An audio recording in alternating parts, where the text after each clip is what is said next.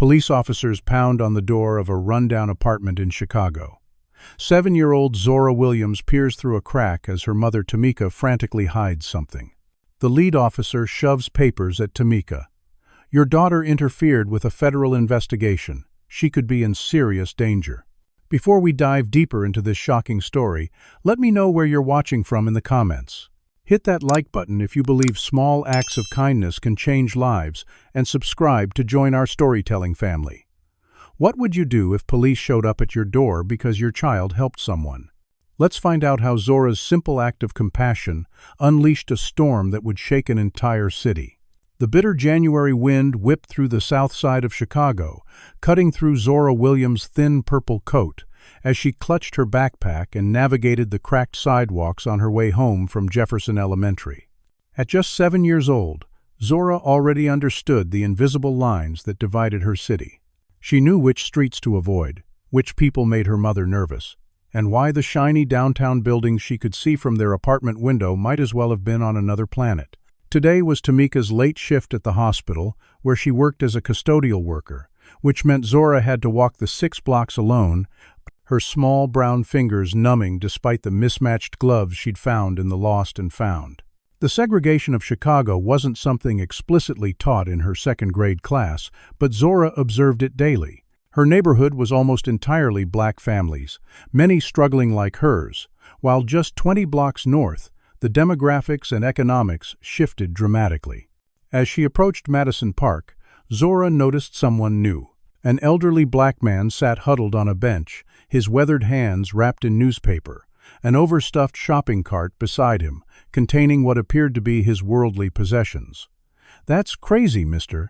Freeman," whispered Deshawn, a 5th grader who sometimes walked the same route. "My mama says stay away from him. He got kicked out of his house for fighting with those fancy white folks moving in. He ain't right in the head." The other children nodded knowingly and gave the bench a wide berth, but Zora paused. The man wasn't moving much, and his breath made small clouds in the frigid air. He didn't look dangerous to her. He looked cold and hungry. Without fully thinking it through, Zora reached into her backpack and pulled out the sandwich her mother had packed for her lunch, but that she hadn't had time to eat because Miss Peterson, her white teacher, had kept her inside during recess to redo a math worksheet. "Excuse me, sir?" she said softly, approaching the bench while the other children watched in horror from a distance. The man looked up slowly, his eyes cloudy with cataracts, but still sharp with intelligence. "I have this sandwich. Would you like it? I'm not hungry." Mr. Freeman studied her face for a long moment before speaking. "What's your name, little one?"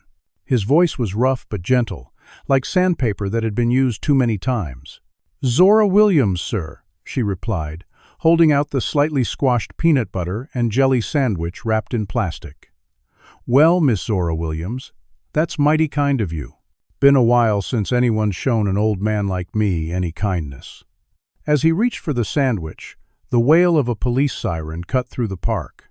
Officer Blake Reynolds pulled his cruiser alongside the park, his eyes narrowing at the sight of Zora standing near Mr. Freeman. Within seconds, he was out of the vehicle, hand on his holster. "Step away from the child," he barked, his voice carrying the authority of someone used to being obeyed without question. Officer Reynolds was known in the neighborhood for his particular harshness toward the black residents. Zora froze, the sandwich still extended between them. "I was just giving him my sandwich," she explained, her voice small but steady. Officer Reynolds grabbed her arm roughly, pulling her several feet away from Mr. Freeman. "What do you think you're doing, harassing a child?" he demanded of the older man. "I wasn't harassing nobody," Mr. Freeman replied with dignity despite his circumstances. "This young lady was kind enough to offer some food, is all." Reynolds turned to Zora, his tone softening slightly but still containing an edge. "Does your mother know you're talking to strangers?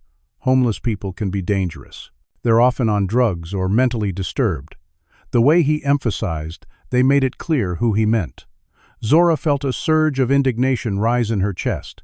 He wasn't doing anything wrong. I offered him my sandwich because he looked hungry. Officer Reynolds scoffed. "Listen, kid, I'm trying to keep you safe. This man needs to move along. This park isn't for loitering."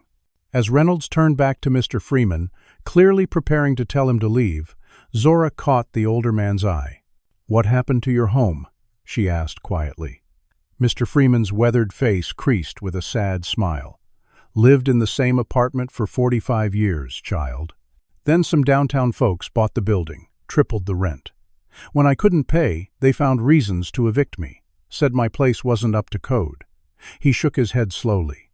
"I used to have important papers that might have stopped it all, but they got lost when they put my things on the curb."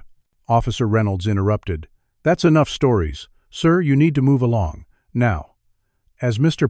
Freeman slowly gathered his cart, preparing to leave, Zora quickly scribbled her mother's phone number on the sandwich wrapper and slipped it into his hand along with the sandwich. "If you need help," she whispered, before Officer Reynolds guided her firmly away from the park. Walking home alone after Reynolds drove away, Zora couldn't shake the feeling that she'd witnessed something important, something unjust. She didn't fully understand the forces that had made Mr. Freeman homeless or why the officer had reacted so strongly, but she knew in her heart that something wasn't right in her city, and somehow that sandwich had connected her to a much bigger story. The key stuck in the lock as it always did, requiring Zora to jiggle it just right before the door to apartment 4B creaked open. The familiar smell of dampness mixed with the lingering scent of the incense her mother burned to mask the apartment's problems greeted her. Their one-bedroom apartment was small but meticulously clean, despite the water stains on the ceiling and the draft that came through the windows even when closed. Zora carefully removed her shoes and placed them by the door, hanging her backpack on the wobbly coat rack her mother had found at a yard sale. The walls were thin enough that she could hear Mrs. Jackson's television next door, playing the afternoon news. Taped to the refrigerator were 3 pink notices that Zora wasn't supposed to read but did anyway. Eviction warnings. The most recent one, delivered just yesterday, gave them 2 weeks to vacate. Tamika Williams worked 3 jobs to keep them afloat. Morning shifts at the local diner, afternoon receptionist work at a community center when available, and night cleaning at Northwestern Memorial Hospital. Despite her mother's exhausting schedule, they still struggled to make rent since the building had been purchased by Montgomery Development Group 6 months ago. Zora opened the refrigerator, its nearly empty shelves a stark reminder of how tight things were this month. She grabbed an apple that was just starting to wrinkle and curled up on their threadbare couch to finish her homework. As she worked through her spelling words, her mind drifted back to her day at school. Jefferson Elementary had become increasingly white over the past few years as gentrification crept into parts of the South Side. Zora was one of only 4 black children in Miss Peterson's class, and the subtle discrimination was a daily reality. "Just today, Miss." Peterson had praised Emma Goldstein for the same answer. Zora had given minutes earlier, but had been told was not quite right. During group work, none of the white children had wanted to partner with her until Miss Peterson forced the issue. "They just don't know you yet," her mother always said, but Zora was old enough to recognize the patterns. A crash of thunder rattled the windows, and rain began to pelt the glass. Zora worried about Mr. Freeman out in this weather. She hadn't told her mother about giving away her lunch or the phone number. Tamika had enough worries. The local news switched to a story about urban renewal in their neighborhood, showing Dr. Harrison Montgomery, the silver-haired CEO of Montgomery Development, standing in front of architectural renderings. "Our vision for the South Lake District will transform this struggling area into a vibrant community with luxury amenities," he announced with practiced charm. "Construction begins in 30 days. Zora recognized the buildings in the background of the shot. It was their street. The reporter failed to ask what would happen to the current residents. At 7:30, the door opened, and Tamika entered, still wearing her diner uniform beneath her rain-soaked coat. "Hey, baby girl," she said, summoning a smile despite the exhaustion evident in her eyes. "Did you eat something?" Zora nodded, not mentioning that it was just an apple. Her mother hung up her coat and noticed the homework spread across the coffee table. "Let me see what you're working on after I change." Later that evening, as they shared a dinner of ramen noodles with added frozen vegetables, Tamika brought up the eviction notice. "I've been calling around, trying to find us a new place," she said carefully. "It's hard with the deposits they want, but I'm working extra shifts. We'll figure it out." Zora nodded solemnly. "Why does Dr. Montgomery want our building so bad?" Tamika's expression hardened. "It's not just our building. It's the whole neighborhood. People like Montgomery don't see communities when they look at our blocks. They see dollar signs." A sharp knock at the door startled them both. It was Mrs. Dawson from across the hall, inviting Tamika to a community meeting about fighting the evictions. "The lawyer says we might have grounds to challenge the notices if we can prove maintenance neglect," Mrs. Dawson explained. "And there's talk about some questionable practices when they bought these buildings." After Mrs. Dawson left, Zora finally confessed about giving away her lunch and their phone number to Mr. Freeman. She hadn't expected her mother's reaction to be so severe. "Zora Josephine Williams, what have I told you about talking to strangers?" Tamika paced the small living room. "And our phone number? Do you have any idea how dangerous that was?" Zora's eyes filled with tears. "He was hungry, Mama, and he lost his home because of the same people trying to take ours." Tamika softened slightly but remained firm. "Your heart was in the right place, but you have to think about safety. There are people who would take advantage of a little girl like you." She assigned Zora extra chores as punishment and made her promise never to approach strangers again, no matter how harmless they seemed. That night, as Zora lay on the pull-out sofa that served as her bed, she thought about Mr. Freeman and the important papers he'd mentioned losing. She drifted off to sleep, wondering what those papers contained and why they mattered so much. The shrill ring of their landline phone jarred her awake. The clock read 12:17 a.m. Tamika stumbled from the bedroom to answer it. "Hello?" Zora could hear her mother's confusion. "Who is this? How did you get this number?" Then Tamika's voice changed, became more alert. "Mr. Freeman? From Madison Park?" Zora sat up, suddenly wide awake. She couldn't hear what Mr. Freeman was saying, but her mother's responses grew increasingly concerned. "Evidence? What kind of evidence?" A long pause. "In the basement of what building?" Another pause. "That's a serious accusation, sir." When Tamika finally hung up, she stood motionless by the phone for several moments. "Mama?" Zora called softly. "What did he say?" Tamika turned, her expression troubled. "He was talking about evidence of illegal evictions going back decades. Said he worked as a record keeper for the City Housing Authority in the 70s and 80s. Claims Montgomery's father was involved in pushing black families out of neighborhoods they wanted to develop." She shook her head. "He sounded confused, maybe not all there. Said something about documents hidden in the basement of the old lakeside apartments before they tear it down next week." Tamika came over and tucked Zora back in. "Don't worry about it, baby. Get some sleep." But long after her mother returned to bed, Zora remained awake, her mind racing. If Mr. Freeman really had evidence that could help their community, someone needed to find it.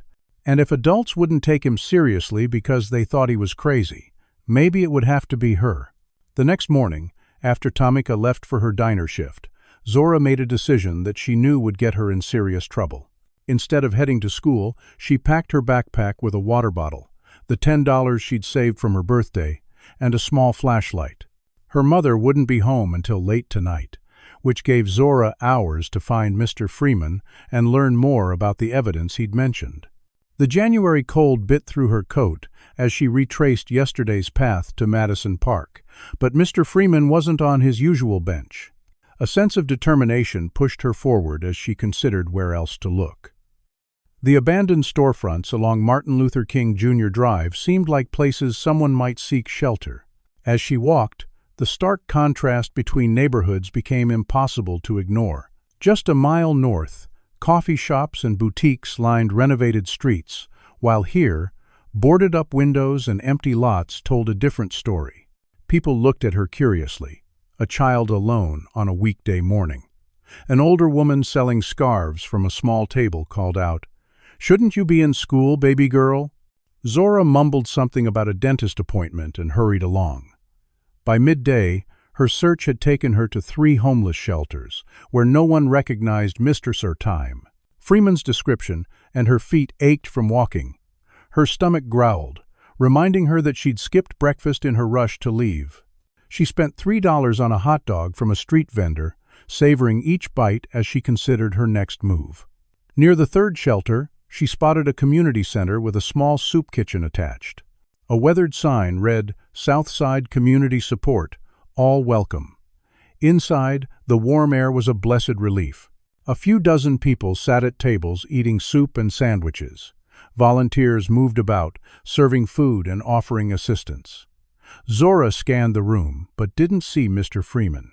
"Can I help you, young lady?"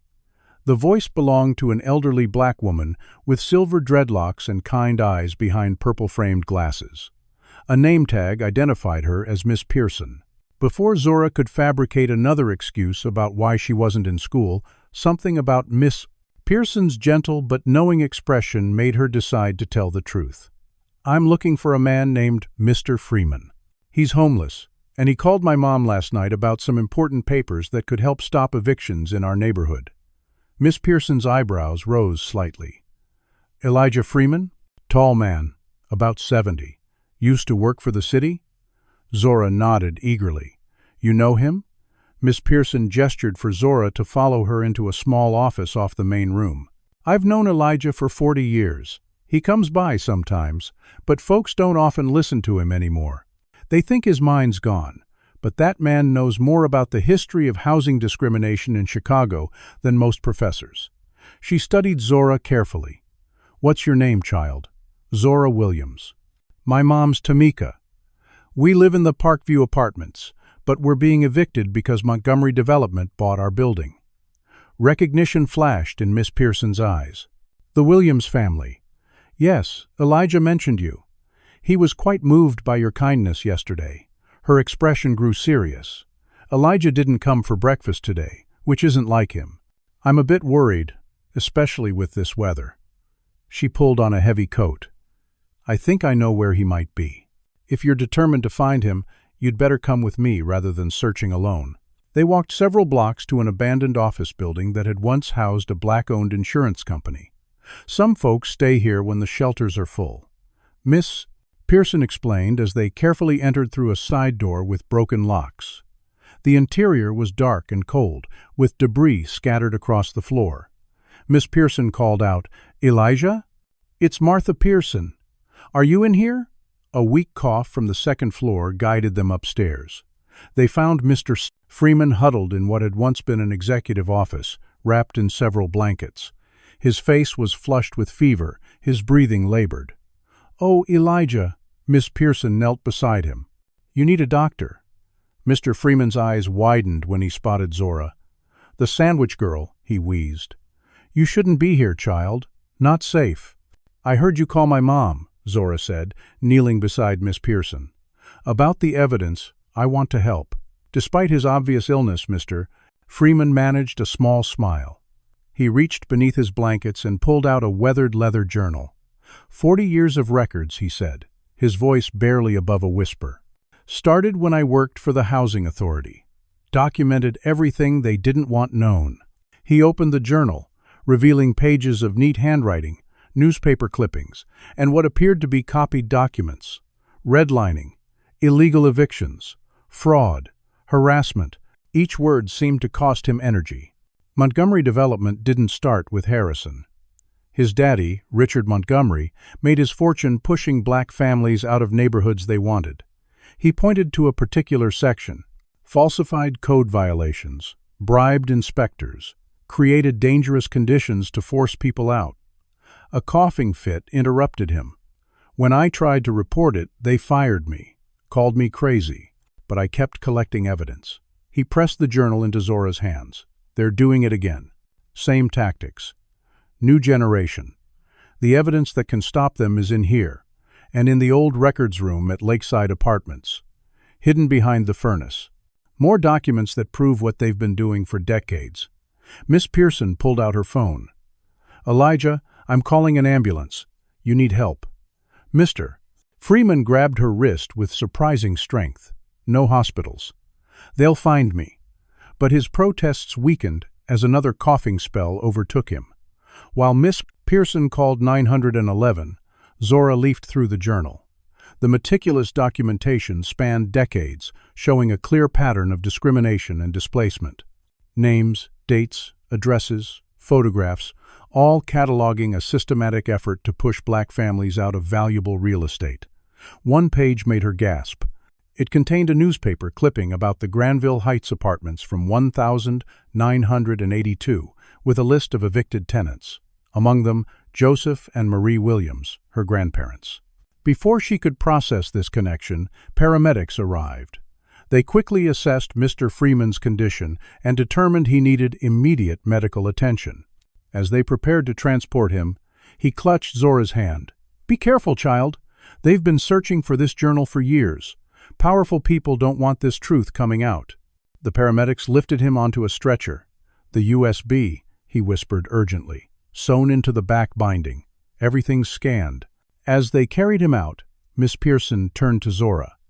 "I should go with him, and you should get home before your mother discovers you're missing." But Zora shook her head. "I need to see what's in this journal first. My grandparents' names are in here. This is about my family, too, Miss." Pearson hesitated, clearly torn between accompanying her friend to the hospital and ensuring Zora's safety. "I'll call my nephew to go with Elijah," she finally decided, "but then I'm taking you home." This is dangerous business for a child. As they left the building, Zora noticed a black sedan with tinted windows slowly driving past. The man in the passenger seat seemed to be taking photographs. "Miss Pearson," she whispered, tugging the woman's sleeve. "I think someone's watching us." Miss Pearson quickened their pace without looking back. "Keep that journal hidden and stay close to me." Have you ever discovered a secret that changed everything you thought you knew? Comment number 1. If you think Zora is brave for trying to help Mr. Freeman, or number 2, if you think she should have stayed out of adult business. Like this video if you've ever witnessed injustice in your own community. What do you think is inside that mysterious USB drive? Subscribe now to find out what happens when Zora returns home with evidence that powerful people want destroyed. Will Zora make it home safely with the journal? Or is someone already tracking her movements? The emergency room at Chicago Memorial Hospital buzzed with activity as nurses and doctors rushed between curtained areas, the antiseptic smell mixing with the undercurrent of human suffering. Zora sat in a hard plastic chair in the waiting area, the journal concealed in her backpack, while Miss Pearson attempted to get information about Mr. Freeman's condition. A harried nurse at the intake desk barely glanced at Miss Pearson before responding. "Are you immediate family?" When Miss Pearson explained she was a close friend and community advocate, the nurse shook her head. "Can't give you any information then. Privacy laws." Zora noticed how differently the same nurse had spoken to a white woman moments earlier, providing updates about her neighbor without question. After 30 minutes of bureaucratic stonewalling, a security guard approached them. "If you're not patients or family members, you need to clear the waiting area. We're overcrowded today." Miss Pearson straightened her spine, her voice taking on an authoritative tone that belied her 70-plus years. "This child and I are waiting to hear about Elijah Freeman, brought in with pneumonia symptoms an hour ago. We're not leaving until we know he's stable." The guard's hand moved to his radio, but before he could call for backup, a black nurse in colorful scrubs appeared beside them. Her name tag read, "Denise Jackson." "Miss Pearson? I thought that was you. Come with me, please." She led them away from the waiting area to a quiet corridor. "Elijah's condition is serious, but stable. They're admitting him for pneumonia and dehydration." Her voice dropped. "But there's something else. 2 men in suits were asking about him at the ambulance bay. Said they were from social services, but they didn't have proper ID. When I went back to check on Elijah a few minutes ago, they were in his room going through his belongings." Zora clutched her backpack tighter. Nurse Jackson noticed the protective gesture and the fear in Zora's eyes. "What's going on? Is Elijah in some kind of trouble?" Miss Pearson gave her a measured look, weighing how much to share. "Not trouble of his making, but there are people who want to silence him." She briefly explained about the housing discrimination evidence. Nurse Jackson's expression hardened. "My parents lost their home in Bronzeville back in the 90s. said it was code violations, but the building was fine until the new owners stopped maintaining it. She glanced around to ensure no one was listening. Those men said they were transferring Elijah to a special care facility. I stalled them, but they'll be back with paperwork. She handed Miss Pearson a slip of paper. This is my number. Get that child home safe, and call me tonight. I'll keep an eye on Elijah as long as I can. As they headed for the exit, Zora spotted the men in suits speaking to the head nurse and pointing in their direction. Nurse Jackson quickly guided them through a staff corridor and out a side entrance. Go now, she urged. They haven't seen you yet. On the bus ride back to Zora's neighborhood, Miss Pearson examined the journal while Zora kept watch for anyone who might be following them. This is incredible, Miss Pearson murmured, turning pages carefully. Elijah documented everything. Property deeds with restrictive covenants. Notes about which city officials were bribed. Photographs of deliberately damaged buildings. She pointed to a section from the late 70s. Look here, Richard Montgomery, Harrison's father, began buying properties in Bronzeville after the city deliberately withheld services from the area. Same pattern in Woodlawn in the 80s, and here's South Shore in the 90s. The further they read, the clearer the pattern became. The Montgomery family had built their real estate empire by capitalizing on and contributing to systematic discrimination against black communities. When they reached the section about Granville Heights, Zora learned that her grandparents had been community leaders who organized resistance against the development company. According to Freeman's notes, they had been specifically targeted for eviction because of their activism. My mom never told me any of this, Zora said quietly. She was probably trying to protect you, Miss Pearson replied. And maybe she doesn't know the full story herself. When they reached the final pages of the journal, they found references to digital files and the USB drive Mr. Freeman had mentioned. Carefully examining the binding, Zora discovered a small bulge in the leather. Miss Pearson helped her extract a tiny USB drive sewn into the material. We should get this somewhere safe, Miss Pearson said as they neared Zora's stop. My computer at the center is too old to read this. Do you have one at home? Zora nodded. My mom has a laptop for her online classes. It was nearly 4 o'clock when they reached Zora's apartment building. She expected to find the place empty, with her mother still at work, but as they approached her door, Zora saw it was slightly ajar. Her heart raced as she pushed it open. The apartment had been ransacked, drawers pulled out, furniture upended, even the air vent covers removed from the walls. Oh my God, Miss Pearson breathed, pulling Zora back into the hallway. We need to call the police. But Zora hesitated. What if it's the same people looking for Mr. Freeman's journal? What if they're working with some of the police? Miss Pearson considered this possibility. You're right to be cautious. Let's go to my place instead. It's not safe here. As they turned to leave, the elevator doors opened, and Tamika Williams stepped out, still in her diner uniform. Her eyes widened in shock at the sight of her daughter, who should have been in school, standing with a stranger outside their clearly burglarized apartment. Zora? What's happening? Who is this? Before either could answer, Tamika spotted the open door and glimpsed the destruction inside. Her hand flew to her mouth. Oh my God. Were you inside when this happened? Are you hurt? She grabbed Zora, checking her for injuries.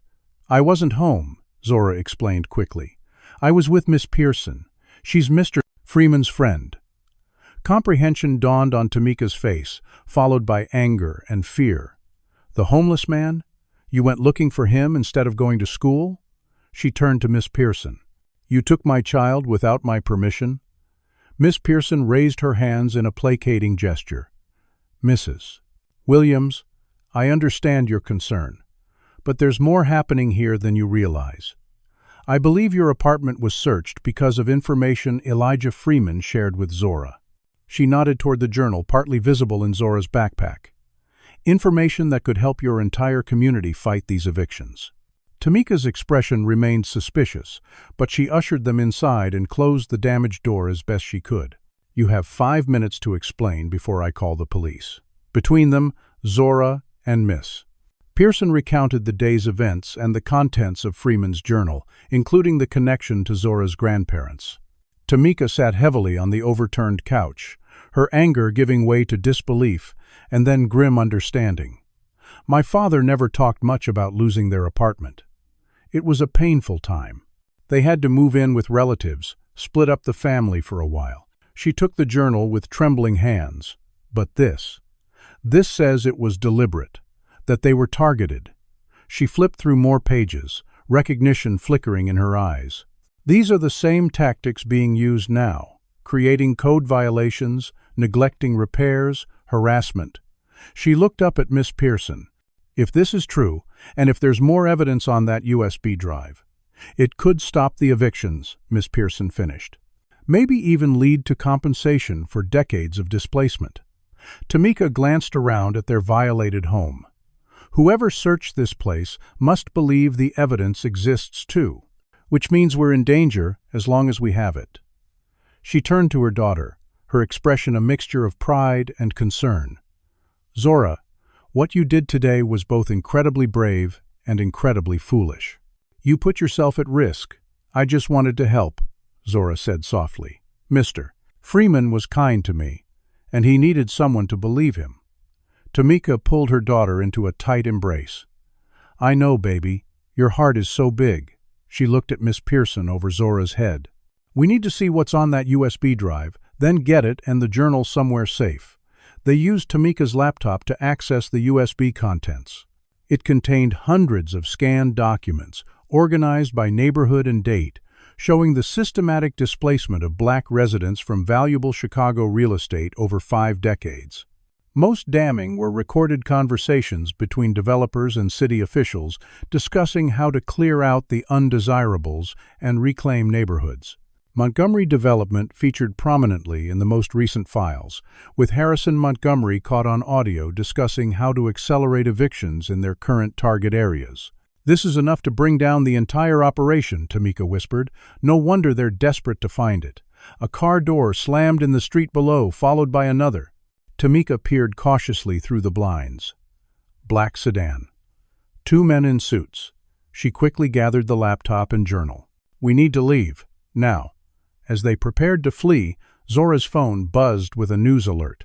The headline made her blood run cold. Montgomery Development announces immediate demolition of Southside properties, citing safety concerns, evictions to begin tomorrow. The systematic forces that had displaced black families for generations were accelerating their timeline. Someone knew the evidence had been found, and they were moving quickly to destroy the communities before that evidence could be used to stop them. The 3 of them slipped out the back stairwell just as heavy footsteps echoed in the hallway, approaching Zora's apartment. The rain pelted down as Tamika, Zora, and Miss Pearson huddled under a single umbrella, making their way through back alleys to avoid main streets where the black sedan might spot them. Tamika's face was a mask of controlled fury, her arm tight around Zora's shoulders, as if she could physically shield her child from the forces now aligned against them. They reached Miss Pearson's small bungalow in a quieter part of the South Side, one of the few areas not yet targeted by Montgomery Development. Once inside the cozy, book-filled home, Tamika finally allowed her composure to crack. What have we gotten ourselves into, Zora? Those men were at our apartment. They knew where we live. Her voice trembled with a mixture of fear and anger.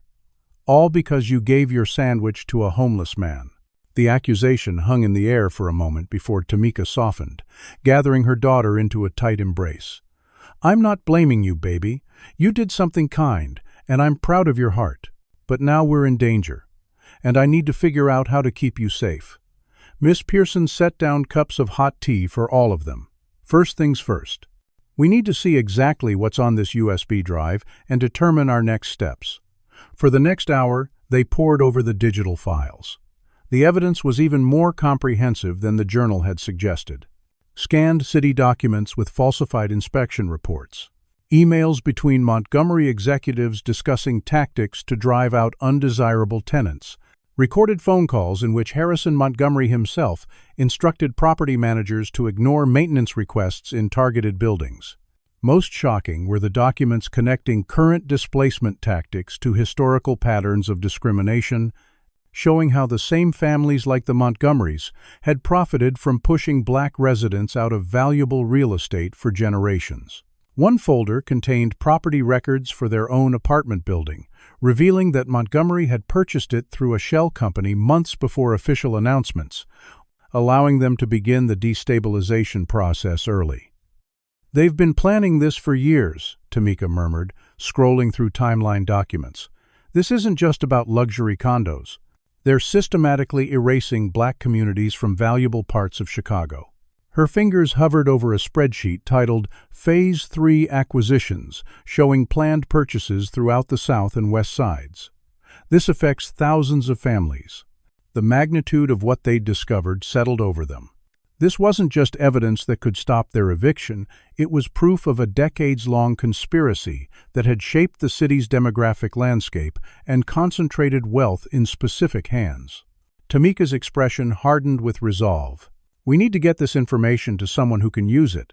A lawyer, the media, someone with power." Miss Pearson nodded thoughtfully. "I know some people. Community activists who've been fighting gentrification for years, and a journalist who covered housing issues for the Tribune before they downsized." She reached for her ancient flip phone. "Let me make some calls." While Miss Pearson arranged meetings, Tamika created digital copies of the evidence, sending them to her email account and a newly created cloud storage folder. "We need backups," she explained to Zora, "in case anything happens to the originals." Zora watched her mother work with quiet admiration. The Tamika Williams, she knew, was always tired, always worried about bills and schedules. This version, focused, strategic, unafraid, was like seeing a hidden side of her mother. By nightfall, their small coalition had grown. Avery Washington, a community organizer from the housing rights group Reclaim Chicago, arrived first, followed by Carmen Rodriguez, an attorney who specialized in tenant advocacy. Last came Michael Chen, an independent journalist who had been investigating Montgomery Development for months, but lacked concrete evidence of wrongdoing. "This is incredible," Carmen said, reviewing the documents. "There's enough here for multiple lawsuits. Fraud, harassment, civil rights violations, corruption." She looked up at Tamika and Zora. "But it also puts you in a difficult position. Montgomery won't give up without a fight, and they clearly have connections in the city government and police department." Michael nodded grimly. "She's right. I've been stonewalled at every turn while investigating them. Sources disappear, records get sealed, officials suddenly won't return calls." He leaned forward. "This story needs to be told, but we need to be smart about how we proceed." They developed a plan. Carmen would prepare emergency injunctions to stop the evictions based on the evidence of fraudulent practices. Michael would prepare a story but hold it until they had legal protections in place. Avery would mobilize community members for support and protection. Tamika insisted on being actively involved. "This isn't just about housing," she said fiercely. "It's about justice for generations of families like mine, who were pushed out, separated, and robbed of their community connections and wealth." As they finalized details, Tamika's phone rang with an unknown number. She answered cautiously, putting it on speaker. "Mrs. Williams?" The voice was professionally smooth. "This is Harrison Montgomery of Montgomery Development Group. I understand there's been some confusion regarding your tenancy." Everyone in the room froze. "I'd like to offer you a private resolution to this unfortunate situation. A generous relocation package, perhaps? Say, $50,000 and assistance finding a new apartment in one of our other properties? All I ask in return is the return of certain materials that may have come into your possession." The barely veiled threat beneath the offer was clear to everyone. Tamika's hand trembled slightly, but her voice remained steady. "I don't know what you're talking about, Mr. Montgomery." A pause. "I think you do, Mrs. Williams. Your daughter has been spending time with Elijah Freeman, a former employee with known mental health issues who has been spreading libelous claims about our company. Whatever documents he may have provided are fabrications, but they could be damaging if misinterpreted." His tone hardened slightly. "I'm offering you a way out of a difficult situation. I suggest you take it. for your daughter's safety." Tamika ended the call without responding, her face pale but determined. "They know everything. They're watching us." Miss Pearson peered through her curtains at the street outside. "There's a car parked across the street that wasn't there earlier." The atmosphere in the room shifted from cautious optimism to immediate danger. Carmen quickly gathered the physical evidence. "I'll take the original documents to my office safe. They're legally protected there as attorney-client materials." Michael saved copies of digital files to an encrypted drive. "I'll start working on the story immediately and contact my editor about protection." Avery made rapid-fire calls, organizing community members to watch Miss Pearson's house and Tamika's apartment building. "We need people power until the legal protections are in place." Just as they were finalizing plans, Miss Pearson's phone rang. It was Nurse Jackson from the hospital. "They've moved him," she said without preamble, her voice tight with urgency. "Two men with hospital administration credentials transferred Elijah to a specialized care facility. When I questioned the paperwork, my supervisor told me to drop it or face disciplinary action." She lowered her voice further. "The transfer authorization was signed by Dr. William Reed, who sits on the hospital board and the Montgomery Development Board of Directors. The implications were clear. Mr. Freeman had been taken somewhere they could control access to him and potentially prevent him from testifying about his evidence." As the others prepared to leave with their assigned tasks, Zora pulled her mother aside. "What about us? Where will we go?" The vulnerability in her daughter's voice broke something open in Tamika. She knelt to Zora's eye level. "Listen to me. What you started by giving that sandwich to Mr. Freeman, it's bigger than us now. It could help hundreds of families like ours." She brushed Zora's cheek gently. "I'm scared too. But sometimes doing the right thing means being brave, even when you're afraid." She straightened up with newfound resolve. "We'll stay with your Aunt Janelle in Oak Park tonight. They won't look for us there right away." Later that night, after everyone had dispersed with copies of the evidence and plans to reconvene in the morning, Tamika's phone buzzed with a text from Miss Pearson. Warning. "Someone in the neighborhood asking questions about you and Zora," described the journal, "offering money for information." Tamika immediately called her sister, who agreed to pick them up at a neutral location rather than Miss Pearson's house. As they prepared to leave, Zora noticed her mother slipping Mr. Freeman's journal into her bag. "I thought Carmen took all the evidence?" Tamika zipped the bag closed. "She has copies. But this is the original, the physical proof of what one brave man risked everything to document. I'm not letting it out of my sight until we know it's safe." They slipped out through Miss Pearson's back garden, moving through the alley toward the meeting point where Janelle would pick them up. The winter night was bitterly cold, their breath forming clouds in the darkness as they moved quickly and quietly, hunched against both the weather and the fear of being spotted. What had begun as a simple act of kindness, a little girl sharing her sandwich with a hungry man, had uncovered decades of systematic injustice. Now, as they hurried through the shadows of a city built on layers of discrimination and displacement, Zora understood for the first time the true power of bearing witness and the danger that came with challenging systems designed to keep some people powerless. Her small hand gripped her mother's tightly as they moved forward, carrying with them not just evidence of past wrongs, but the possibility of future justice. The pre-dawn light cast long shadows across the suburban streets of Oak Park as Tamika paced her sister Janelle's kitchen, phone pressed to her ear. Carmen Rodriguez had been up all night preparing emergency injunctions against Montgomery Development, while Michael Chen worked on his exposé.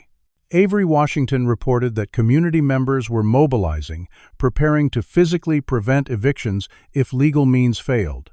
For a brief moment, it seemed their hastily assembled coalition might succeed, but that fragile hope shattered with Carmen's next words. "They've frozen my firm's accounts," the attorney said, her voice tight with controlled rage. "Some bogus investigation into financial irregularities. My partner just called. They're serving a search warrant at our office as we speak."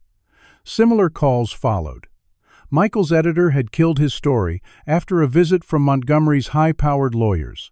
Avery reported that police were unexpectedly present at all Montgomery properties, citing potential civil unrest as justification for their presence. One by one, their allies were being neutralized through Montgomery's extensive connections. "We need to leave the city," Tamika decided, ending the last call, at least temporarily, somewhere beyond Montgomery's influence, where we can safely release the evidence. Janelle, still in her nursing scrubs from an overnight shift, looked up from making breakfast for Zora. "My college roommate has a cabin in Wisconsin. It's remote, no neighbors for miles. You could lay low there until things settle." The plan came together quickly. Janelle would drive them to Wisconsin after breakfast. Carmen would continue fighting through legal channels from a distance.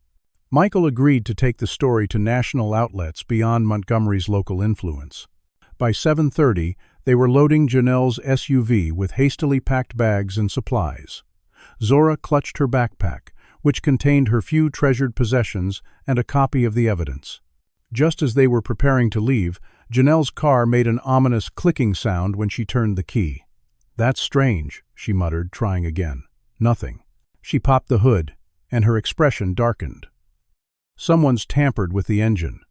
These wires have been cut." The implications hit them all simultaneously. They weren't just being watched, they were being actively prevented from leaving. "We need another plan," Tamika said, her voice steady despite the fear coursing through her. "They don't know we've discovered the car yet. That gives us a small advantage." They decided to separate temporarily. Janelle would create a diversion by calling a tow truck and making it appear they were all staying put until the car could be repaired. Meanwhile, Tamika and Zora would slip out the back and make their way to the community center where Miss Pearson had connections who might help them leave the city undetected. The journey across Chicago by public transportation was tense. Every police officer, every black sedan, every person who looked at them too long became a potential threat. They changed buses 3 times, doubling back occasionally to ensure they weren't being followed. By mid-afternoon, they reached the community center, only to find it surrounded by official-looking vehicles. From their vantage point across the street, they could see Miss Pearson being questioned by men in suits, while uniformed police officers stood nearby. "That's not a coincidence," Tamika whispered, pulling Zora into a doorway. "They're tracking down everyone connected to the evidence." With the community center inaccessible, they needed another safe haven. Tamika considered their dwindling options, finally deciding on the church where her mother had been a lifelong member. Pastor Wallace had known their family for generations and had been a vocal advocate against gentrification. When they arrived, the church was quiet, the Tuesday afternoon lull between morning senior activities and evening youth programs. Pastor Wallace welcomed them into his office without question, his weathered face creasing with concern as Tamika explained their situation. "Montgomery Development has been trying to buy this property for years," he said, nodding grimly. "They want to build luxury condos where our community garden and food pantry stand. I've seen their tactics firsthand." He offered them sanctuary in the church's small apartment, normally reserved for visiting speakers. "You'll be safe here while we figure out next steps." The church still has some protection they might hesitate to violate so openly. That protection proved more fragile than anticipated. Just after dinner, Deacon Johnson burst into the apartment, his expression frantic. "Someone called the church office asking specifically if you were here." When the secretary denied knowing anything, they said they were sending inspectors tomorrow to check for code violations that could shut us down. He shook his head in disbelief. "They even named the exact room you're staying in. Someone must have seen you enter and reported it." The trap was closing in from all sides. Each potential refuge compromised, each ally under pressure, each escape route blocked. Tamika made a difficult decision. "We need to split up the evidence," she told Zora as they hastily gathered their belongings. "It's too dangerous to keep it all together."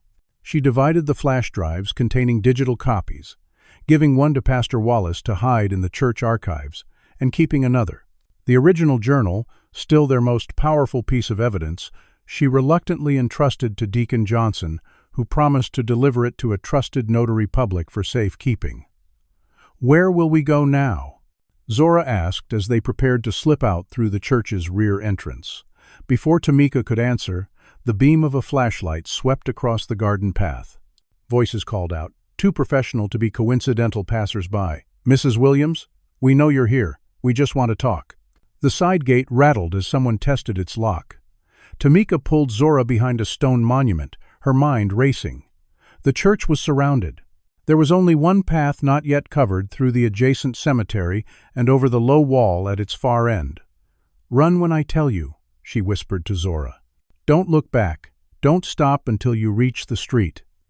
Then head for Miss Jackson's house, the nurse from the hospital. She'll help you." Zora's eyes widened in fear. "What about you? Aren't you coming?" Tamika squeezed her daughter's hand. "I'll be right behind you. But first, I'm going to create a diversion." Before Zora could protest, Tamika darted in the opposite direction, deliberately making noise to attract attention. Shouts followed her, flashlight beams swinging away from the cemetery path. "Now, Zora!" "Run!"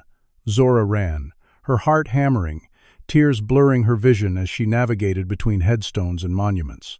Behind her, she heard her mother's voice rising in protest, demanding to see badges, invoking her rights. Then a car door slammed, an engine started, and the voices faded. She reached the cemetery wall, scrambled over it, and found herself on a quiet, residential street. Disoriented and terrified, she started running again, no longer certain of the direction to Nurse Jackson's house. After several blocks, a police cruiser turned onto the street ahead of her.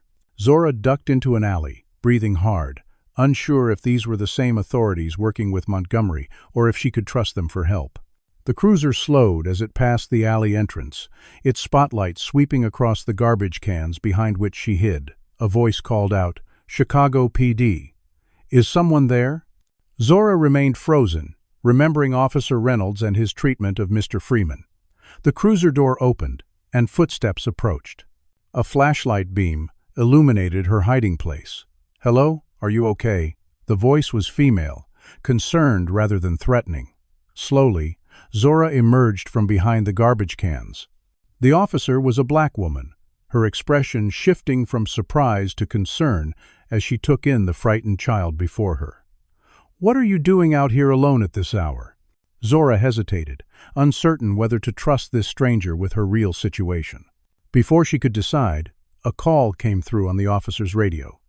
"All units be advised, we have reports of a woman and child fleeing from Street Mark's Church, possibly connected to the Montgomery Development investigation. Approach with caution, detain for questioning." The officer's eyes narrowed slightly as she looked at Zora, then back at her radio. After a moment's hesitation, she switched off her body camera. "My name is Officer Tanya Jackson. You look like you could use some help." She knelt to Zora's level. "Are you Zora Williams?"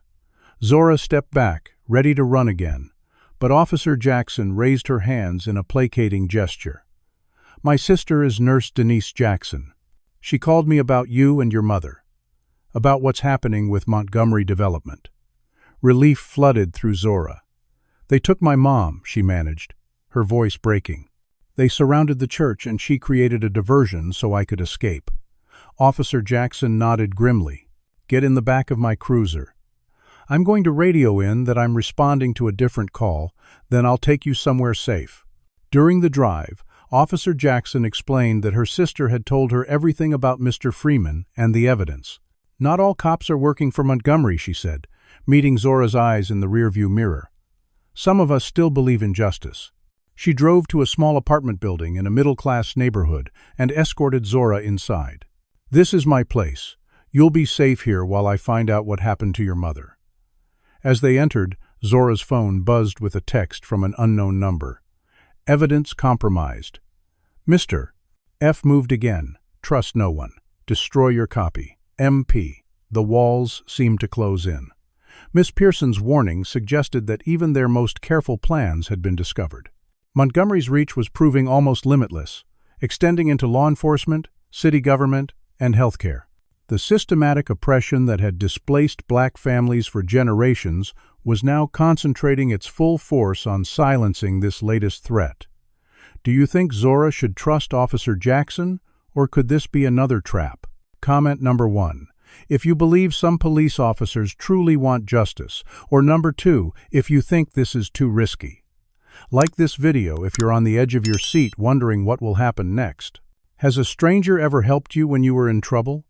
The systems of power aligned against Zora seem overwhelming, but sometimes allies appear in unexpected places. Subscribe now to see if Zora can find her mother and protect the evidence that could help so many families. What would you do if you were separated from your parent and had to decide who to trust? The fluorescent lights of the police station buzzed overhead as Zora sat in a small interview room, a cup of untouched hot chocolate growing cold before her. Officer Tanya Jackson had brought her in through a side entrance, carefully avoiding the main bullpen and the watchful eyes of colleagues who might be compromised. The past 6 hours had been a blur of fear and uncertainty. After receiving Miss Pearson's warning text, Zora had been reluctant to trust anyone, even Nurse Jackson's sister, but with her mother missing and nowhere else to turn, she'd made the calculated risk to believe Officer Jackson's claim that a small group within the Chicago PD remained untouched by Montgomery's influence. Now, that decision was being put to the test. The door opened, and Officer Jackson entered with another officer, an older white man with salt and pepper hair and tired eyes. "Zora, this is Lieutenant Michael Reese. He runs our Community Integrity Unit, and I trust him completely." Lieutenant Reese pulled up a chair across from Zora. "Officer Jackson has told me some of what's happening with Montgomery Development. I need to hear the rest from you." His direct manner was neither friendly nor threatening, simply professional. Something in his steady gaze gave Zora the courage to speak. She recounted everything, from giving Mr. Freeman the sandwich to finding the journal, discovering the USB drive, and ultimately being separated from her mother at the church. When she finished, Lieutenant Reese was silent for a long moment. "Do you still have any of the evidence with you?" Zora hesitated, then slowly removed the flash drive hidden in her sock. "This is a copy of everything that was on Mr. Freeman's USB. My mom gave the original journal to someone at the church, but I don't know if they still have it." Lieutenant Reese took the flash drive carefully. "I need to see what's on here before I can determine how to proceed." He gestured to Officer Jackson. "Stay with her, I'll be back." While they waited, Officer Jackson explained more about the department's internal divisions. There's been a corruption investigation ongoing for months. Several officers have financial ties to Montgomery Development, or have received unusual consulting fees. Lieutenant Reese has been building a case, but it's sensitive. Not everyone in the department can be trusted. When Lieutenant Reese returned 45 minutes later, his expression had hardened. "What I've seen on this drive corroborates some of our existing evidence of corruption. It's worse than we thought." He looked directly at Zora. "We need to find your mother and Mr. Freeman, and we need to protect this evidence. Montgomery has too many connections in the department for me to trust normal channels." He was interrupted by a knock at the door. Officer Jackson answered it cautiously, then stepped aside to admit a woman Zora recognized immediately. Yasmin Powell, a reporter for the Chicago Tribune who had covered community issues for years.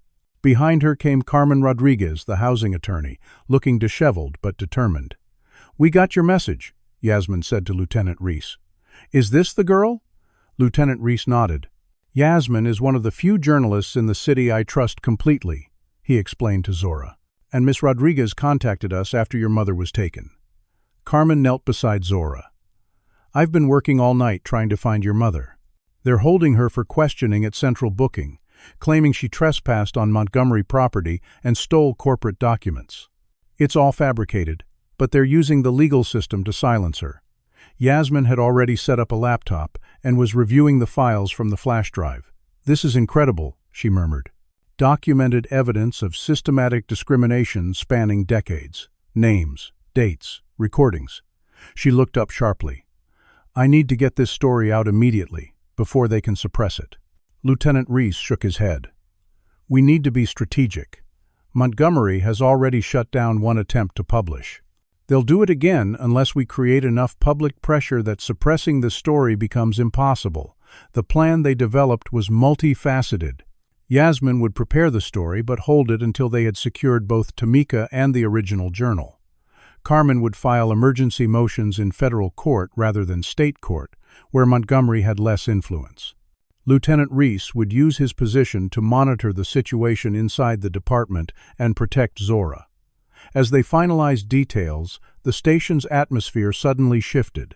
Through the interview room's window, Zora could see increased activity in the corridor, officers moving with purpose. Lieutenant Reese stepped outside briefly, then returned with a grim expression. "They know you're here. Someone saw Officer Jackson bring you in and reported it. We need to move now." Before they could react, the door swung open. Dr.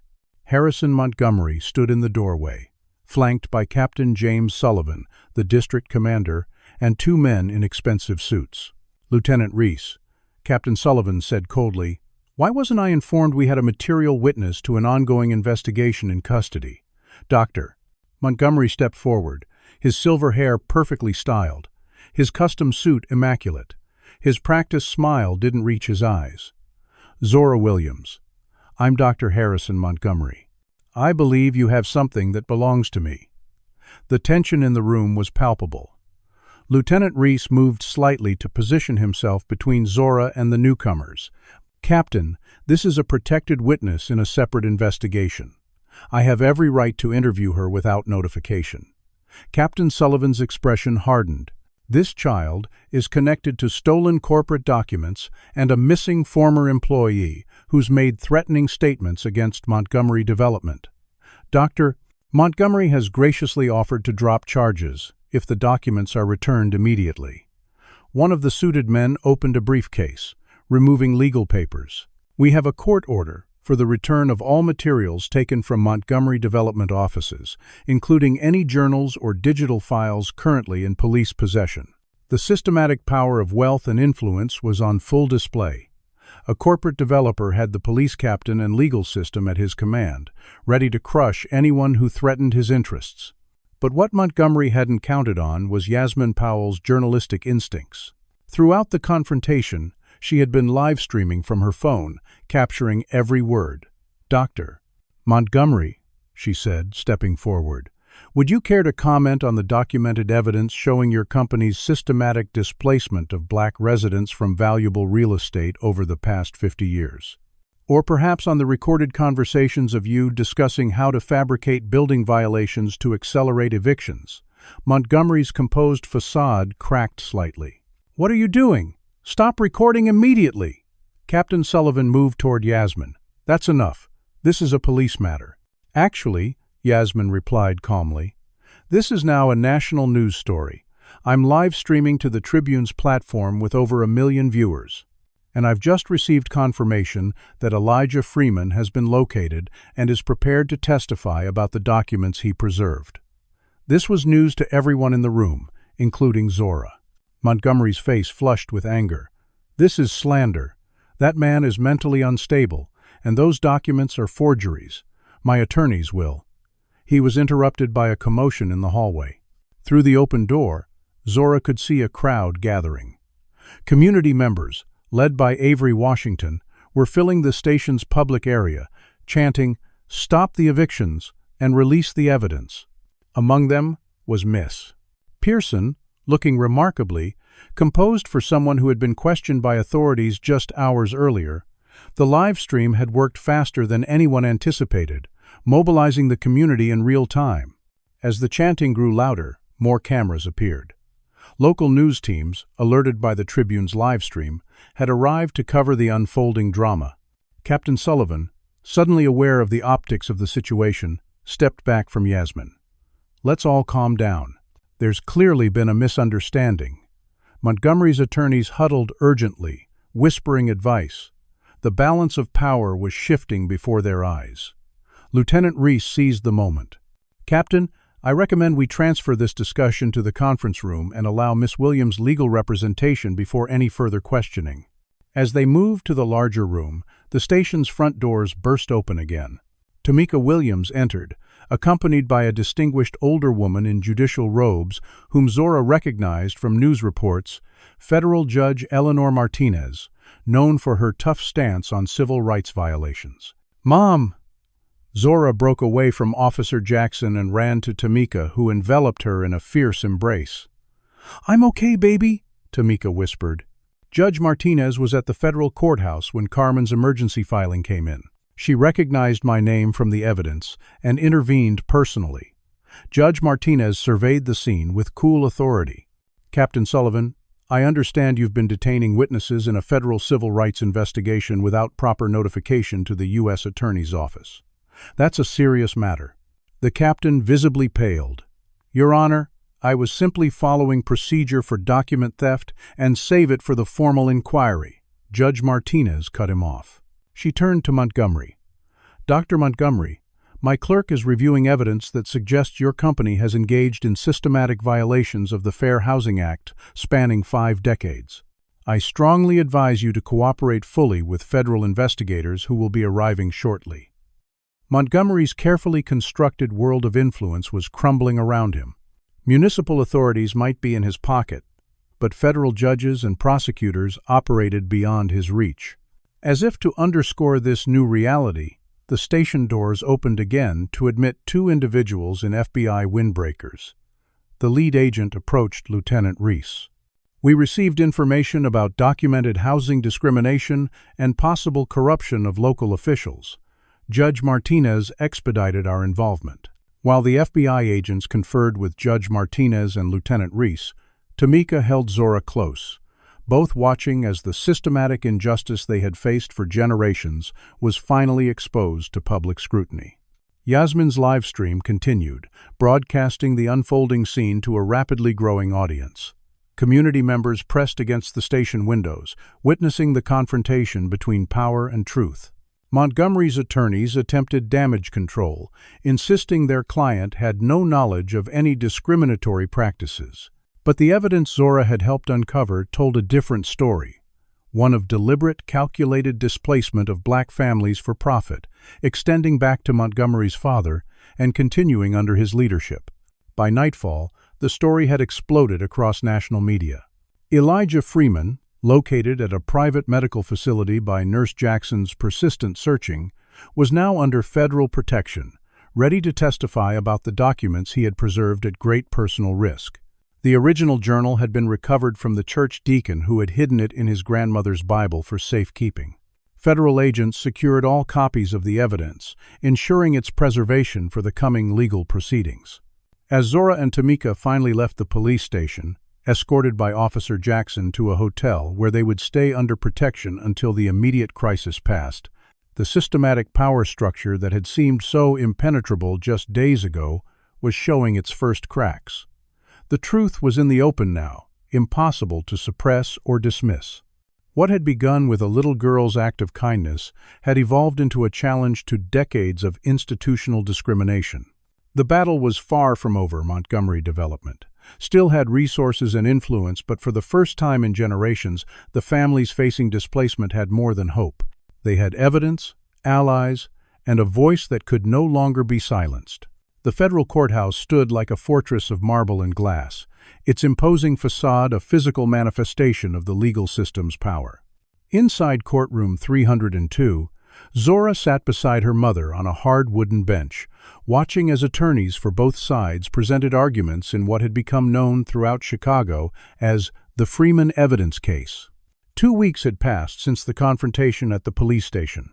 Those 14 days had seen a whirlwind of legal filings, media coverage, and community organizing unlike anything the city had witnessed in decades.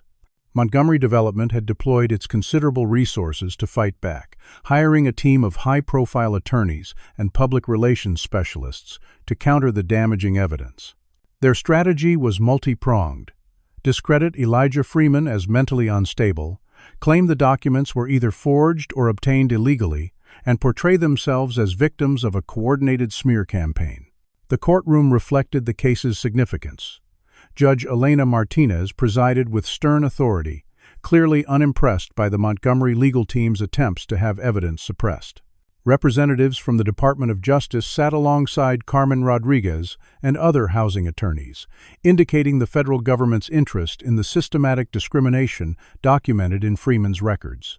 Behind the scenes, jurisdictional battles raged between agencies. The FBI, HUD, and Civil Rights Division all claimed primary authority over different aspects of the investigation. Some officials pushed for quick settlements that would provide monetary compensation but limited structural changes. Others advocated for comprehensive reforms to prevent future discrimination. The proceedings moved at an agonizing pace, with legal technicalities and procedural arguments consuming entire days. For the affected families, justice delayed meant continued uncertainty about their homes and futures. Montgomery Development had temporarily suspended evictions due to public pressure, but continued to prepare for construction, confident in their ultimate legal victory. Outside the courthouse, the community response had transformed from fearful resignation to organized resistance.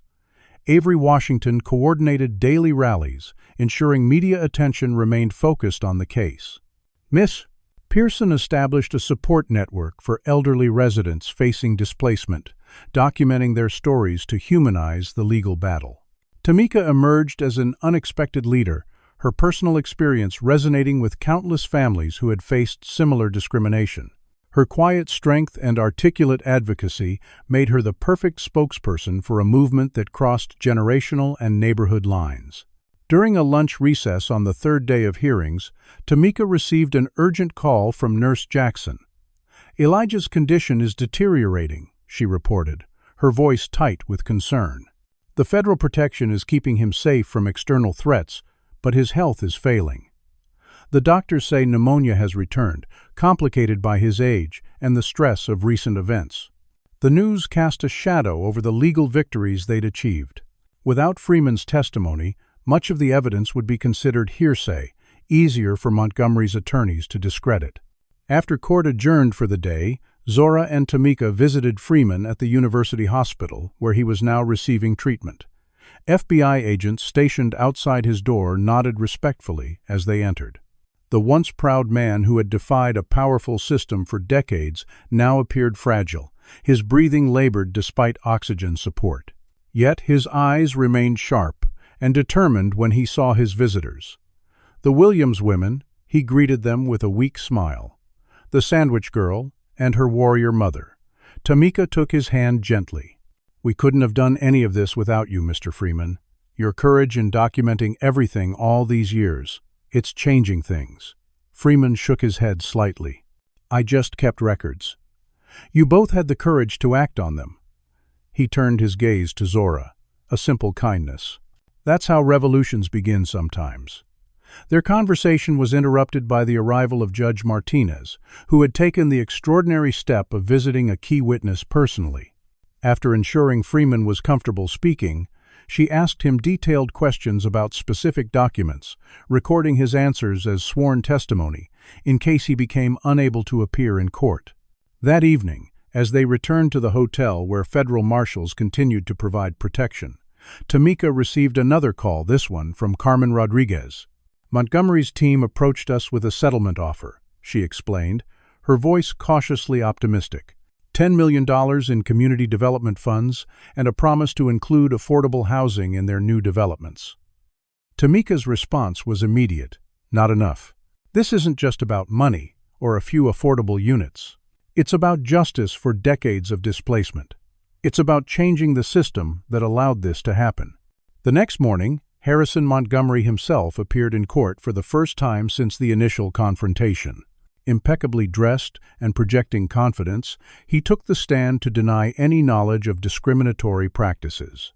"Montgomery Development has always operated within the law," he testified smoothly. "If any employees acted inappropriately, they did so without my knowledge or approval." His performance might have been convincing had Carmen not produced recordings from Freeman's evidence. Montgomery's own voice discussed strategies to accelerate demographic transition in target neighborhoods, including deliberately neglecting maintenance in buildings, with primarily black tenants, while improving services for white residents. His facade cracked under this direct evidence, revealing flashes of the entitlement and prejudice that had guided his business practices. As Montgomery stepped down from the witness stand, visibly shaken, a commotion at the courtroom door drew everyone's attention. Deacon Johnson, from Street, Mark's church, entered, clutching a weathered leather case. Your Honor, Carmen addressed the judge, we've just received additional evidence that may be critical to these proceedings. The case contained property deeds and housing authority records dating back to the 1952, documenting the beginning of the Montgomery family's pattern of discrimination.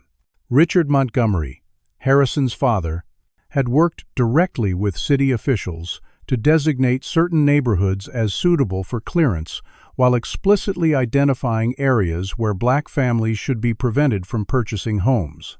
The historical context these documents provided transformed the case from a contemporary dispute about gentrification into a multi-generational struggle against systematic oppression. Judge Martinez allowed the new evidence, despite vehement objections from Montgomery's legal team. That afternoon, expert witnesses from urban planning and civil rights organizations testified about the long-term impacts of housing discrimination on black wealth accumulation and community stability. Economists quantified the financial damage to displaced families, calculating losses in the billions when compounded over decades. The proceedings were temporarily halted when one of Montgomery's junior attorneys approached Carmen during a recess. "Dr. Montgomery wants to discuss a more comprehensive settlement," she whispered. "He's authorized me to offer substantially improved terms." The revised offer included $20 million in community development, guaranteed housing for all displaced residents, and Montgomery's personal resignation from the company. After consultation with community representatives, Carmen rejected it as still insufficient. "We're not just seeking compensation," she explained to the frustrated attorney. "We're seeking structural change to prevent this from happening again." That evening, as media coverage of the case intensified nationally, political pressure began mounting. The mayor's office, initially supportive of Montgomery Development, issued a carefully worded statement about the city's commitment to fair housing. State legislators proposed bills strengthening anti-discrimination protections. Congressional representatives called for investigations into similar patterns in other cities. The systematic nature of housing discrimination was being exposed not just in Chicago but across the country, as Freeman's meticulous documentation provided a blueprint for identifying similar practices elsewhere. On the fifth day of hearings, as Judge Martinez prepared to issue preliminary findings, Nurse Jackson rushed into the courtroom. "Mr. Freeman had a serious setback overnight," she announced breathlessly. "The doctors have put him on a ventilator. They're not sure if he'll recover." The news cast a pall over the proceedings. Despite having his sworn testimony recorded, Freeman's inability to appear in person and face cross-examination weakened certain aspects of their case. Judge Martinez called a brief recess to allow both legal teams to adjust their strategies. During this pause, Zora approached her mother with unusual determination. "I want to testify," she stated simply. Tamika's protective instinct flared immediately. "Absolutely not. You've been through enough already." But Carmen, overhearing the exchange, considered the possibility. She was the first person Freeman shared his evidence with. Her testimony about those initial conversations would be admissible and powerful.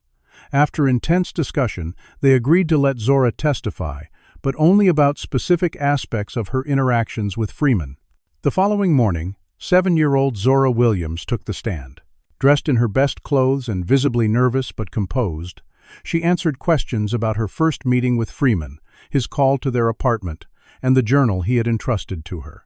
Her clear, straightforward account of finding him ill and his urgent desire to share the evidence before Montgomery Development could silence him resonated through the courtroom. When Montgomery's attorney attempted to suggest Freeman had manipulated a child into stealing corporate documents, Zora's response was simple but devastating. He wasn't trying to hurt anybody. He just wanted people to know the truth about what happened to their homes. The legal battle continued for weeks, with victories and setbacks on both sides. Certain evidence was excluded, other portions deemed admissible. Witnesses faced brutal cross-examination, their credibility questioned. Political pressures ebbed and flowed as other news stories competed for public attention. But through it all, the fundamental truth Freeman had preserved could not be erased or explained away. The systematic displacement of black families for profit stood exposed, the human cost made visible through testimony of affected residents. Justice remained in the balance, its scales weighted by decades of accumulated injustice on one side and the power of documented truth on the other. The outcome would determine not just the fate of one neighborhood or one development company, but would establish precedents for challenging similar patterns of discrimination nationwide. As the case progressed toward its conclusion, the simple act of kindness that had initiated this chain of events, a little girl sharing her sandwich with a hungry man, stood as a reminder that even the most entrenched systems of power can be vulnerable to the ripple effects, compassion, and courage. Spring sunshine streamed through the hospital windows, bathing Elijah Freeman's room in golden light. Zora placed a small vase of wildflowers on his bedside table, their vibrant colors contrasting with the institutional whites and grays. 3 months had passed since the federal court issued its landmark ruling in what newspapers now called the Freeman decision. Against all medical expectations, Elijah had survived his health crisis, emerging from the ventilator weakened but determined to witness the outcome of his life's work. "The doctors say you might be able to go home next week, Mr. Freeman," Zora announced, settling into the chair beside his bed. "Miss Pearson has a room all ready for you at her house." Freeman's weathered face creased in a smile. "Home," he repeated softly. "Been a long time since I had one of those." The word carried new weight in their community these days. The court's decision had been more comprehensive than anyone had dared hope. Judge Martinez's 200-page ruling systematically dismantled Montgomery Development's defense, citing the overwhelming evidence of intentional discrimination spanning multiple generations. The judgment included immediate remedies and long-term structural changes. Montgomery Development was barred from evicting current residents and ordered to pay substantial damages to families displaced over the past 20 years. The company was required to allocate 30% of all future developments to affordable housing and to create a $50 million fund for community revitalization projects controlled by neighborhood representatives. Most significantly, the ruling established a legal framework for challenging similar discriminatory practices nationwide, citing Freeman's documentation as evidence of patterns that likely existed in other cities. The decision sent shockwaves through the real estate development industry. Companies rushed to review their practices and policies, fearing similar litigation. City governments began proactive investigations into housing discrimination. Federal agencies developed new guidelines for identifying and prosecuting systematic displacement of minority communities. For the residents of Chicago's South Side, the impact was immediate and personal. Families who had lived under the threat of eviction could now remain in their homes. Those already displaced were given the right to return if they chose, with relocation assistance provided.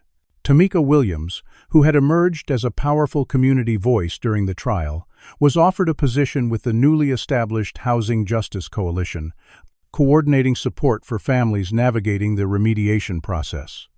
Later that afternoon, Tamika joined Zora and Mr. Freeman, bringing news from the community meeting held that morning. "Construction starts next month on the first truly mixed-income development," she reported. "Equal quality housing at varying price points, with priority given to families previously displaced. The architectural plans were approved by the community board yesterday." She showed them renderings on her tablet. "And this," she added with particular satisfaction, "will be the Freeman Community Center, right at the heart of the development." The image showed a modern building with large windows and a rooftop garden. It will house a legal aid clinic, job training facilities, and a documentation center preserving the history of housing discrimination and community resistance. Mr. Freeman's eyes glistened with unshed tears as he studied the images. "Never thought I'd see the day," he murmured. "All those years keeping records, being dismissed as paranoid or crazy. There were times I wondered if I was fighting for nothing." Zora took his hand. "You weren't fighting for nothing. You were fighting for us. For everybody who needed someone to believe their stories and preserve the truth. The personal transformations were as significant as the institutional ones." Zora, once a quiet child trying to navigate an unjust world, had discovered her voice and her power. The traumatic events of those winter days had left their mark. She still had nightmares about being separated from her mother, still startled at unexpected knocks on the door. But she had also developed a profound understanding of justice and courage beyond her years. Tamika had evolved from a struggling single mother, focused on daily survival, to a recognized community leader. Her intelligence and determination, previously consumed by the exhausting work of keeping her family afloat, now found expression in organizing and advocacy. She still faced challenges. The lingering effects of generational poverty couldn't be erased by a single court decision. But for the first time, she could plan for Zora's future with genuine hope. Even Harrison Montgomery had been transformed, though in less positive ways. The exposure of his company's discriminatory practices had destroyed his carefully cultivated public image. Criminal charges for evidence tampering and witness intimidation were pending. His resignation from Montgomery Development had been followed by a bitter power struggle among board members, ultimately resulting in a complete leadership overhaul. The company itself, rebranded and under new management, was working to rebuild its reputation by fully embracing the court-mandated reforms. The following week, Mr. Freeman was released from the hospital. A small celebration awaited him at Miss Pearson's home, where community members gathered to welcome him. Carmen Rodriguez brought news that additional files from Freeman's evidence were being used in similar cases in Atlanta and Detroit. Michael Chen, whose reporting had helped bring national attention to the case, arrived with advance copies of his forthcoming book about the struggle. For a few hours, the weight of the past lifted as they celebrated not just survival, but vindication and the promise of meaningful change. 1 year to the day after Zora had offered her sandwich to the homeless man on the park bench, a ribbon-cutting ceremony was held for the Freeman Documentation Center. The weather was kinder this January, crisp but bright with sunshine. A large crowd gathered, including former residents returning to see their old neighborhood's transformation, community activists who had fought alongside them, and journalists documenting this rare victory against entrenched discrimination. Elijah Freeman, still frail but standing tall with the aid of a cane, approached the podium. Beside him stood Zora, now 8 years old, her face solemn with the importance of the occasion. Together, they cut the ribbon, officially opening the center that would preserve the history of their community and the systematic injustices it had faced. Inside, the main exhibition hall displayed enlarged pages from Freeman's journal, alongside photographs, oral histories, and interactive timelines tracking the displacement of Black families across generations.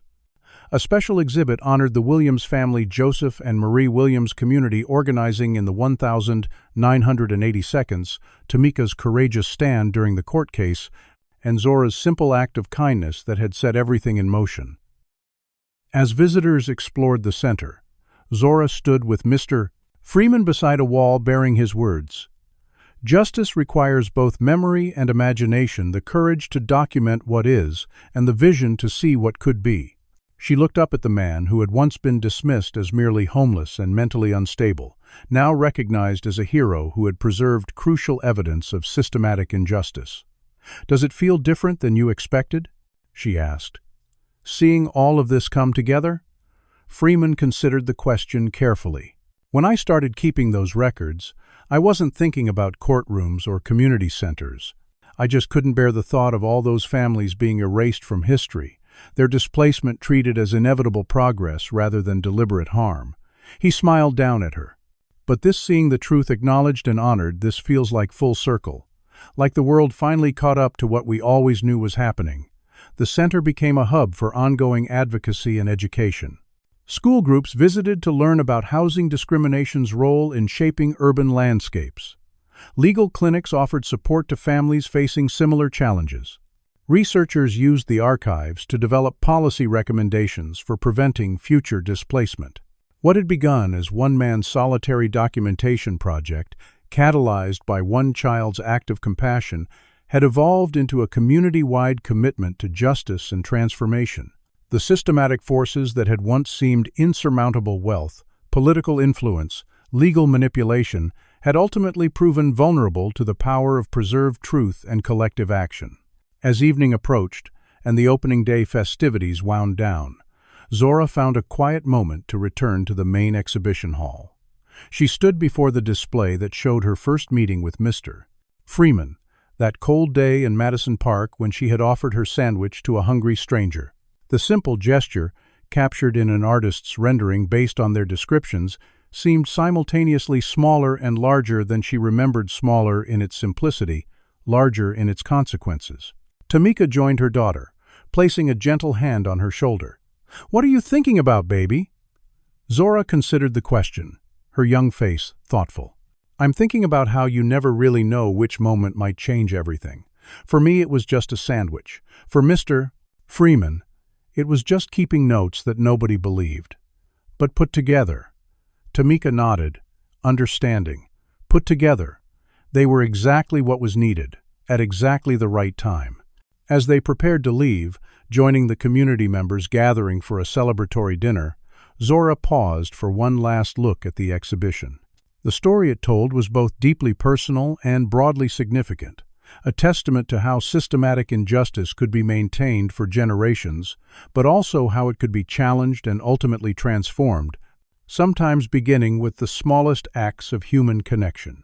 The circle that had begun with a shared sandwich had expanded to encompass justice for thousands of families, accountability for powerful institutions, and hope for communities long denied their rightful place and voice. In that moment, standing between the documented past and the reimagined future, Zora understood that the most powerful change often comes full circle, connecting individual courage with collective action, personal kindness with systematic justice. Have you ever witnessed how a small act of kindness created unexpected ripples of change? Comment below with your own stories of moments that made a difference. If this story moved you, please like and subscribe to support more content that explores important social issues through powerful storytelling. Share this video with someone who needs a reminder that even in the face of systemic injustice, compassion and courage can create meaningful change. Thank you for joining us on this journey, from a simple sandwich to a community's transformation, proof that when truth and kindness come full circle, even the most entrenched systems of power can be challenged and changed. This story reminds us that systemic injustice, no matter how deeply entrenched, can be challenged by ordinary people with extraordinary courage. When 7-year-old Zora offered her sandwich to Mr. Freeman, she wasn't trying to start a revolution. She simply saw another human being in need. Yet that single act of compassion created a chain reaction that ultimately exposed decades of discriminatory practices affecting thousands of families. The lesson here is powerful. Change often begins with small actions motivated by basic human decency. Mr. Day 2A2A, 2A2828. Freeman's meticulous documentation might have remained hidden forever if not for Zora's kindness awakening a connection between them. Similarly, Tamika transformed from a struggling single mother to a community leader, not through grand ambitions, but through the necessity of protecting her daughter and her neighbors. We learn that systems of power maintain themselves through isolation, making individuals feel powerless and alone. The antidote is connection and solidarity. When community members united around the evidence, when professionals from different fields contributed their expertise, when personal stories were shared and amplified, the seemingly invincible system began to crumble. Perhaps most importantly, this story teaches us that justice requires both memory and action, the courage to document injustice when few will listen, and the determination to act when opportunity finally arrives. Has someone's unexpected kindness ever changed the course of your life? Or have you witnessed how a simple good deed created ripples of change in your community? Share your experience in the comments below. Your story might inspire others to create their own moments of transformation. If this journey from a simple sandwich to systemic change moved you, please hit that like button to help more people discover this powerful message. Subscribe to our channel for more stories that illuminate social justice issues through compelling storytelling. And if you know someone fighting against discrimination or working to build more equitable communities, share this video with them as a reminder that their efforts matter, even when change seems impossible. Thank you for joining us in exploring how ordinary compassion can challenge extraordinary injustice. Remember, in a world where powerful systems often seem unbeatable, your individual acts of kindness and courage are more powerful than you know.